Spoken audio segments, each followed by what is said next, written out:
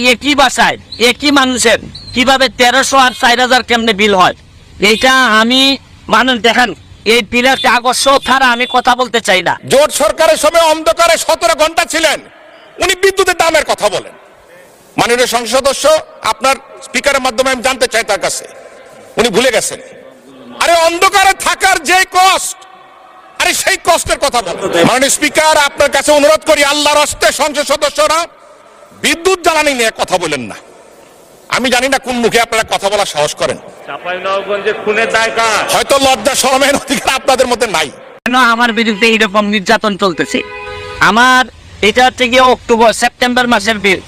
আমার এক একটা বিল এই মাসে বিল আসছে হচ্ছে গিয়ে 3300, এর আগের মাসে আসছে 1300, এর আগের মাসে আসছে 270।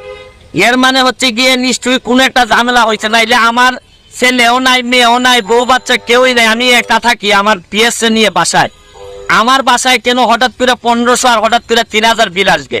কারণ বাংলাদেশের এটা শুধু আমার কথা না, এটা সারা বাংলাদেশের বিভিন্ন জায়গায় যেভাবে এই বিলের যে দুর্নীতি শুরু হয়েছে, আমি দুর্নীতি বলতে বাধ্য হচ্ছি, এখনো আমি ভিতরে যাই নাই। কারণ হচ্ছে গিয়ে একই বাসায় একই মানুষের কিভাবে 1300 আর 4000 কেমনে বিল হয়, এইটা আমি মানুষ দেখেন এই বিলের কাগজ ছাড়া আমি কথা বলতে চাই না। কাগজ আমার কাছে 5 মাসের কাগজ জমা হয়েছে, এই জন্য আপনাদের সামনে দুইটা কথা বলতে চাই। আবার কত বড় দেখেন, শেখ হাসিনার উদ্যোগ, ঘরে ঘরে বিদ্যুৎ, শেখ হাসিনার নাম ব্যবহার করে এরা এই বাটপারি শুরু করছে। এই করোনাকালীন সময়ে আমি বাসায় ছিলাম না, আমি আমার গ্রামের বাড়ি ছিলাম। এই গ্রামের বাড়িতে থাকাকালীন সময়ে দেখছি আমার বিল 3500 টাকা বিল আসছে। এর মানে ভৌতিক বিল। এরা এখন প্রাতিষ্ঠানিক দুর্নীতি শুরু করছে। আরে ব্যক্তির বিরুদ্ধে তো কথা বলা যায়, এই এত বড় প্রতিষ্ঠানের বিরুদ্ধে কথা বলবেন আপনি কিভাবে? কার বিরুদ্ধে কথা বলবেন? মাননীয় মন্ত্রীর দৃষ্টি আকর্ষণ করে বলছি, দেখেন আপনারা এই যে মানুষের যে দীর্ঘ নিঃশ্বাস, এই নেত্রীর নাম ব্যবহার করে উপরে নেত্রীর নাম দিয়ে এই যে আপনারা ভৌতিক বিল দেওয়া শুরু করছেন, এটা ছিলেন সকালবেলা উঠে যে গার্জিয়ান যে 1500 টাকার বিলের জায়গায় যে 3000 3500 টাকা বিল দেখে তার জীবন তো এইভাবেই শেষ হয়ে যাচ্ছে। আরে ধর্ষণ কি খালি মহিলাদের হয়? এই বিদ্যুৎ বিলের ধর্ষণ হচ্ছে না? এই যেটা হওয়ার কথা 1300, এইটারে 3500 5000 করে বিল মারতেছেন, মানে আর বাঁচার কোনো পথ নাই। কারণ প্রাতিষ্ঠানিক দুর্নীতি যখন আপনি অবস্থান নিয়ে নেয়, তখন আমাদের যারা জনগণ আছে, জনগণের 12টা বেজে। এইভাবে যদি চলতে থাকে, আমি মাননীয় প্রাইম মিনিস্টারের দৃষ্টি আকর্ষণ করে বলছি, এরা কিন্তু 12টা বাজায় ছাইড়া দিবে জনগণের। এদের কাছ থেকে কিন্তু বাঁচার কোনো উপায় নাই। কারণ ব্যক্তির বিরুদ্ধে তো মামলা করা যায়, এত বড় প্রতিষ্ঠানের বিরুদ্ধে আপনি মামলা করবেন কিসের ভিত্তিতে? আমি বলবো যে এখনো সময় আছে, এটা চেক করেন। কারণ করোনাকালীন সময়ে এদের বিরুদ্ধে অভিযোগ আসছিল, এরা যা মন ধরে বিল দিচ্ছে, পরে আবার কেউ বলে যে ম্যানেজ করছে, অ্যাডজাস্ট করছে। এইভাবে একটা দেশ চলতে পারে না। কারণ আমার তো ব্যারিস্টার মানুষ, আমি বিল দিয়ে দিতে পারবো, অসুবিধা নাই। কিন্তু যারা নিরীহ নির্যাতিত, যারা এই অফিসে চাকরি করে, এরা না তো বিল দিতে কষ্ট হবে, হয়তো এরা অফিসে চাকরি করে বইলা পক্ষে বলতে চায়। কিন্তু আমি শুধু বলতে চাই, এইটার ব্যবস্থা গ্রহণ করেন, নাইলে মানুষের দীর্ঘ নিঃশ্বাসে বহুদিন সোনার বাংলা, বঙ্গবন্ধু সোনার বাংলা হবে না।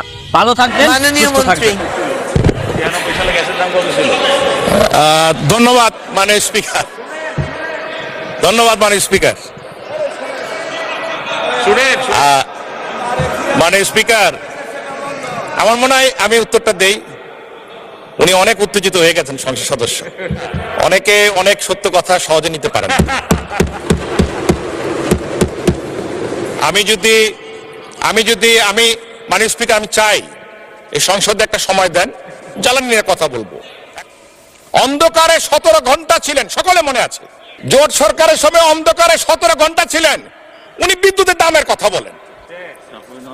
আরে অন্ধকারে থাকার যে কষ্ট, আরে সেই কষ্টের কথা বলেন। আপনাদের সময় বিদ্যুৎ অপচয় কষ্ট কত ছিলেন জানেন? মাননীয় সংসদ সদস্য, আপনার স্পিকারের মাধ্যমে আমি জানতে চাই তার কাছে, উনি ভুলে গেছেন। 44%, 44% অপচয় ছিল। অপচয়টা কি মধ্যে পড়ে? দুর্নীতির মধ্যে পড়ে। 3বার দুর্নীতিতে চ্যাম্পিয়ন কি খামাখা হয়েছেন তারা? 5 বার।